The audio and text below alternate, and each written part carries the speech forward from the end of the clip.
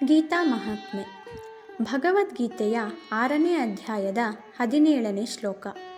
ಯುಕ್ತಾಹಾರ ವಿಹಾರಸ್ಯ ಯುಕ್ತಚೇಷ್ಟಸ್ಯ ಕರ್ಮಸು ಯುಕ್ತ ಸ್ವಪ್ನಾವಬೋಧಸ್ಯ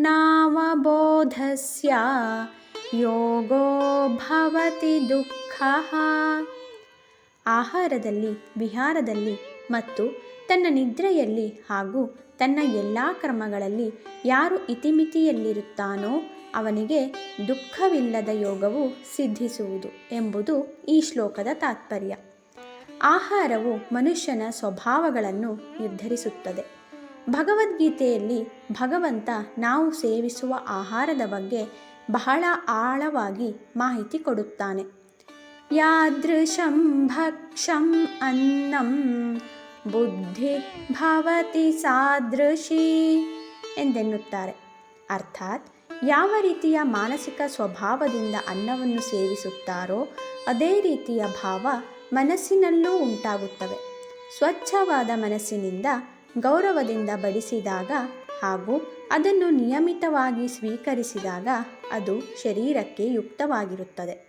ಅಯುಕ್ತವಾದ ಆಹಾರವನ್ನು ಸ್ವೀಕರಿಸಿದರೆ ಅದು ಯೋಗ ಸಿದ್ಧಿಗೆ ಅವಕಾಶ ಕೊಡುವುದಿಲ್ಲ.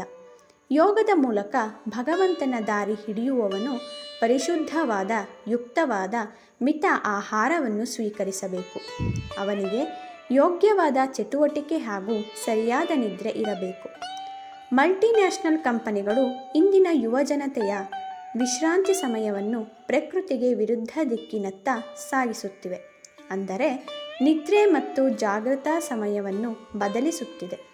ರಾತ್ರಿ ಕೆಲಸ ಮಾಡಿ ದಿನದ ಅರ್ಧ ಭಾಗವನ್ನು ನಿದ್ರೆಯಲ್ಲಿ ಕಳೆಯುವ ಯುವಕ ಯುವತಿಯರನ್ನು ನಾವು ಇಂದು ಕಾಣಬಹುದಾಗಿದೆ. ಅವರು ಯಾವತ್ತೂ ಸೂರ್ಯೋದಯವನ್ನು ನೋಡಿರಲಾರರು.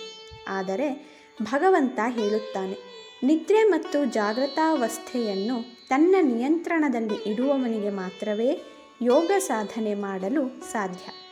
ಚಿತ್ತವನ್ನು ಸಂಪೂರ್ಣವಾಗಿ ತನ್ನ ಅಧೀನದಲ್ಲಿಟ್ಟು ಎಲ್ಲ ರೀತಿಯ ಭೋಗ ಮತ್ತು ಬಯಕೆಗಳಿಂದ ವಿರಕ್ತಿ ಹೊಂದಿದವನು ಸಿದ್ಧಿಪುರುಷ ಅಥವಾ ಯೋಗ ಪುರುಷನಾಗಲು ಸಾಧ್ಯ. ಹರಿ ಓಂ.